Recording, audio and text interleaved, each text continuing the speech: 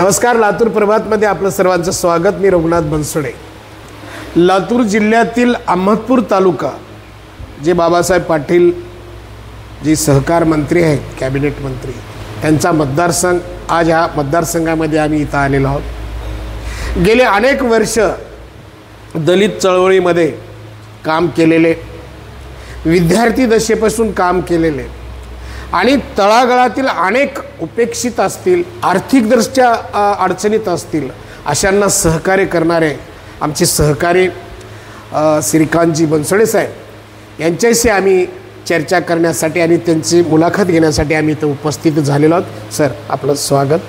आपण गेली अनेक वर्षामध्ये दलित चळवळ असेल, पॅन्थरपासून तुम्ही कामं केलेले आहे.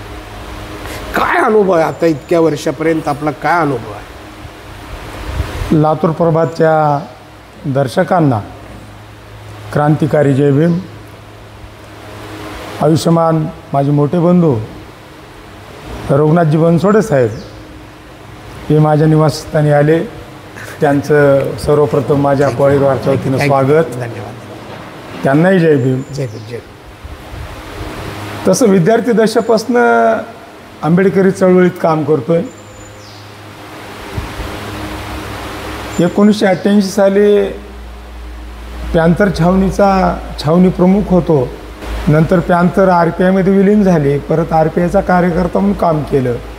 मराठवाड्यात, महाराष्ट्रात जिथं मिळेल तिथं काम केलं.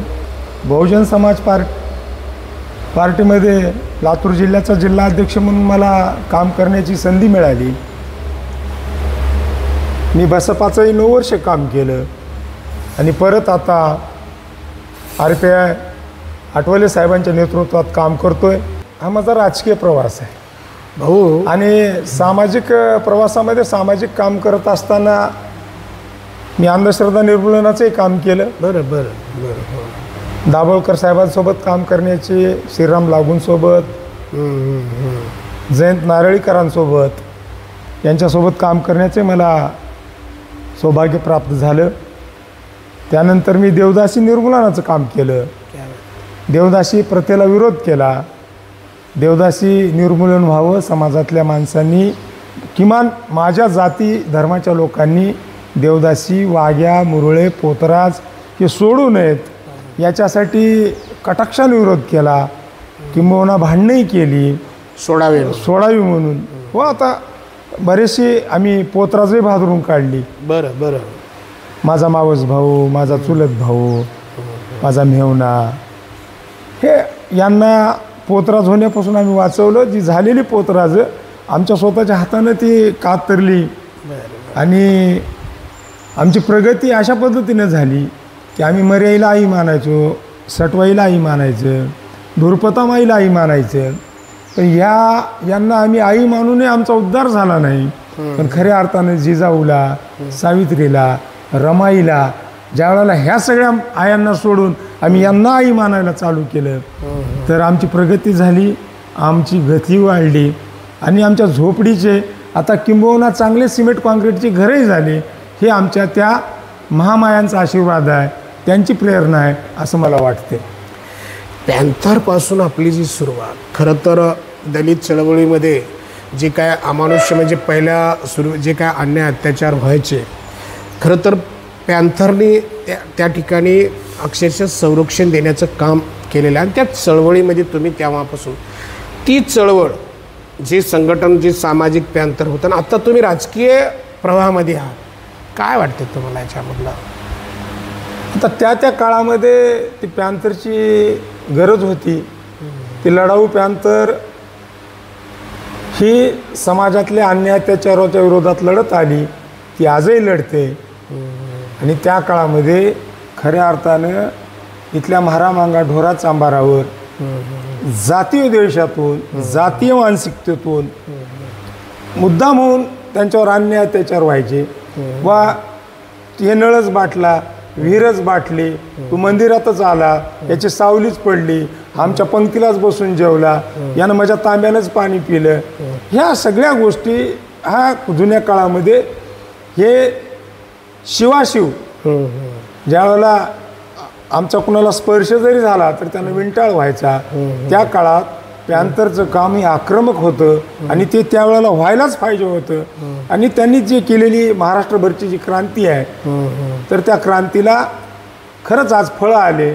आज तुमच्यासारखी माणसं आमच्यासारख्याला मांडीला मांडी लावून जेवायला बसवायला सुरुवात केली. खऱ्या अर्थाने हे आंबेडकरवादांचं, हे पॅन्थरचं हे श्रेय आहे. आणि त्या काळामध्ये जी नामदेव ढसाळापासून रामदास आठवलेपर्यंत या मंडळींनी जे काम केलंय हे काम वाखाणण्याजोगं आहे. यांचं शब्दात वर्णन करावं तेवढं खूप कमी आहे. मिळेल त्या परिस्थितीमध्ये या माणसांनी त्या ठिकाणावर जाऊन अन्याय अत्याचार थांबविण्याचं काम केले. एवढंच नाही तर आमच्या समाजाचा माणूस एखादा मेला तर त्याला जाळायला पुरायला सुद्धा जागा देत नव्हती. बरोबर. ते रस्त्याच्या कडेला कुठेतरी ओढ्याच्या कडेला त्याला जाळावं लागायचं, पुरावं लागायचं. आमच्या स्मशानभूम्या नव्हत्या तर स्मशानभूमी देण्याचं काम केलं. हे सगळं पॅन्थरच्या चळवळीमध्ये खूप मोठ्या परिश्रमानं, कष्टानं त्या पुढाऱ्यांनी, त्या काळातल्या कार्यकर्त्यांनी इथपर्यंत आंबेडकरवाद हा वडत आणला आहे. तरी भविष्यामध्ये येणाऱ्या तरुण पिढीने सुद्धा या जुन्या पिढीचा आदर्श घेऊन ही सामाजिक चळवळ निपक्षपातीपणानं समोर घेऊन जावं आणि इथल्या जुन्या महाराला, नव्या बौद्धांना न्याय देण्यासाठी हे त्यांनी चळवळीत यावं आणि काम करावं. या निमित्ताने मी त्यांना विनंती करणार आहे, त्यांना आव्हानही करणार आहे. आठवले साहेब आज मंत्री आहेत, केंद्रीय मंत्री आहेत आठवले साहेब. त्यांच्याही पॅन्थरच्या संदर्भामध्ये त्यांचा काळ जर बघितला त्यांचाही खूप संघर्ष आहे. आणि त्या माध्यमातून आज तुम्ही आठवले साहेबाकडे तुम्ही म्हणजे त्यांच्या नेतृत्वात तुम्ही काम करतात. तुम्ही BSPमध्ये देखील काम आहे. BSPमध्ये कसं केलं हा विषय मी बोलणार नाही, परंतु आज आदरणीय म्हणजे रामदास आठवले साहेबाच्या नेतृत्वात तुम्ही काम करण्याचं जी काही भूमिका घेतली, काय नेमकं काय कारण काय? आता आठवले साहेबांविषयी बोलायचं झाल्याच्या नंतर जसं समाजशास्त्राशिवाय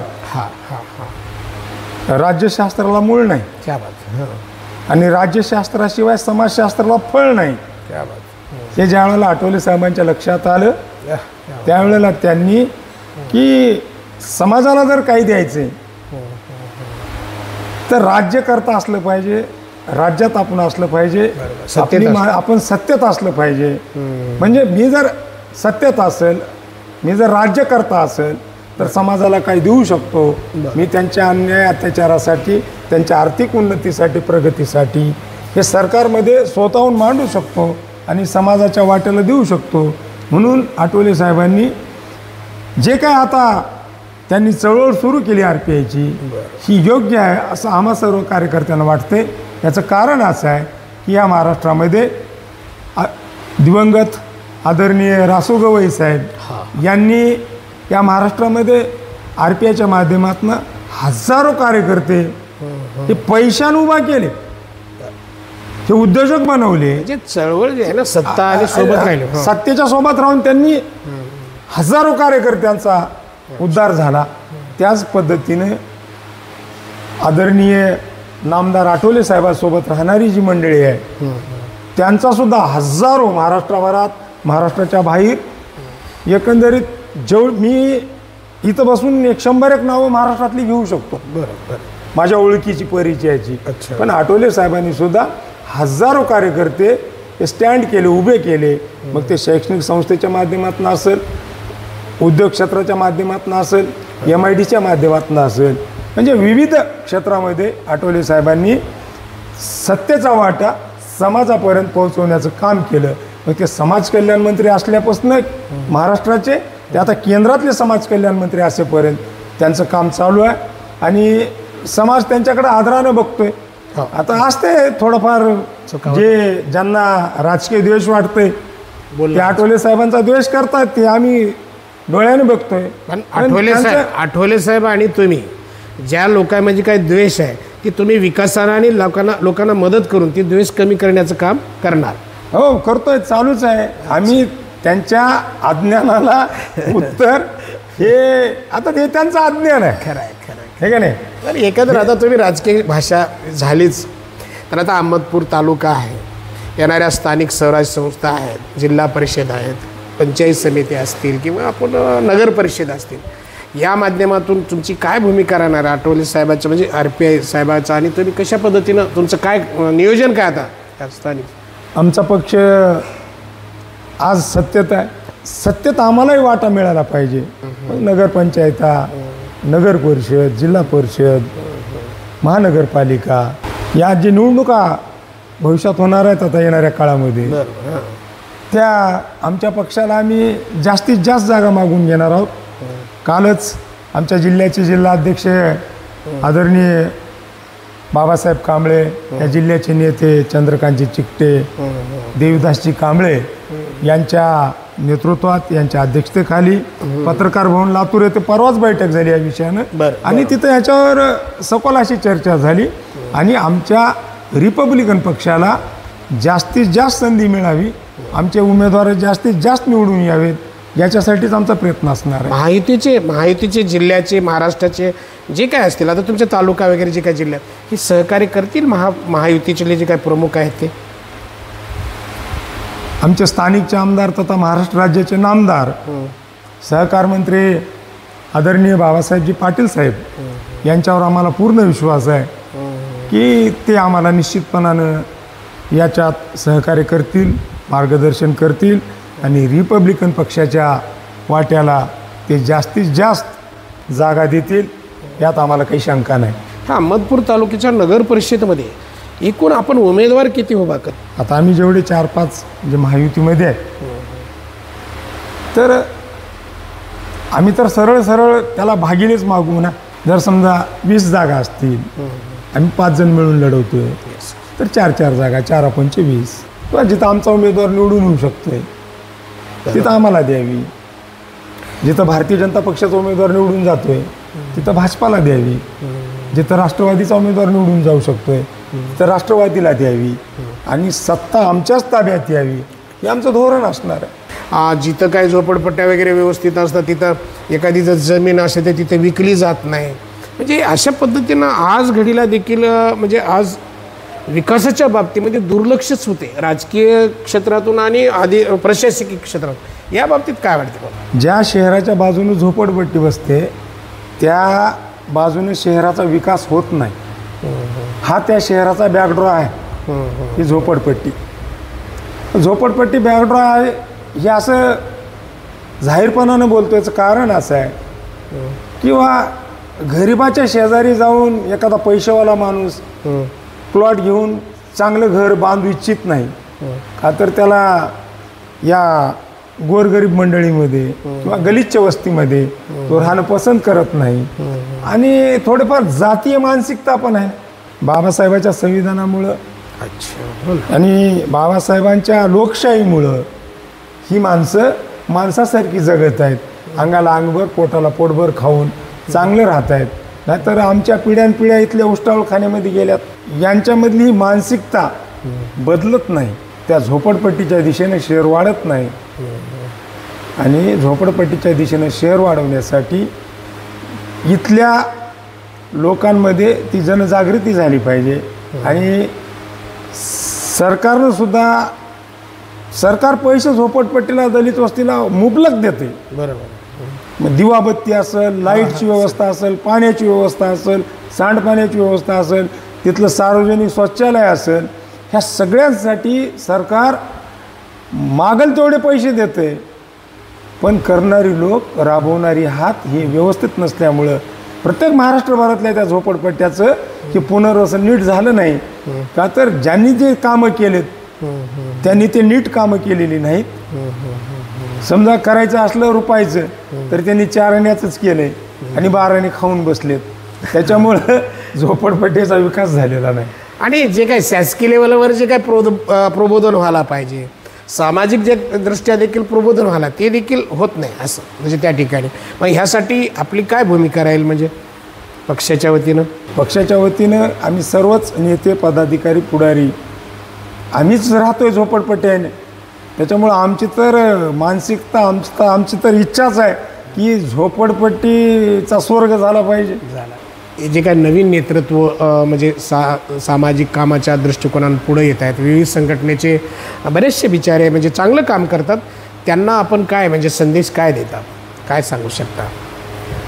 आता विविध पक्ष संघटनेला मी संदेश द्यावं एवढा मोठा विचारवंत नाही. त्याचं कारण असं आहे, बोललं तरी ते चुकीचं ठरेल आणि नाही बोललं तरी चुकीचं ठरेल. म्हणून प्रत्येकजण आपापल्या ताकदीनं आपापल्या परीनं हे आंबेडकरवाद सांगतोय, आंबेडकरवाद हा रुजवण्याचा प्रयत्न करतोय. त्यांचं कौतुकच करावं लागेल, त्यांचं अभिनंदनच करावं लागेल. जे काय नेतृत्व, नवीन नेतृत्व आहे, म्हणजे त्यांनी कुणाला म्हणजे असं हे बोललं नाही, म्हणजे एक की आपल्या आपल्या परीनं आपण जे काय बाबासाहेब फुले शाहू आंबेडकर जे विचारधारा आहे ती प्रत्येकामध्ये रुजवली पाहिजे आपल्या आपल्या पद्धतीने. आणि ती तुम्ही रुजवत आहात, परंतु त्याही पलीकडे जाऊन जेवढं काही चांगलं काम करतायत तेवढं करावं असं त्यांनी एक संदेश दिलेला आहे. एक योग असा की एक आपल्या चळवळीतले काय जे आयुष्य गेलेलं आहे हे कशा पद्धतीने केले आणि भविष्यामध्ये नवीन नेतृत्वानं काय केलं पाहिजे हाच दाखवण्याचा प्रयत्न आम्ही या माध्यमातून केलेला आहोत. पुढील आम्ही नवीन नेतृत्व जे काही आहे त्यांनाही आम्ही भेटणार आहोत, ज्यांनी आयुष्यभर काम केलं त्यांच्या अशाच पद्धतीने त्यांच्या जे काही जीवनात जे घडामोडी झाले त्यांच्याशी आम्ही चर्चा करणार आहोत. इथं थांबतो. जय जय भीम.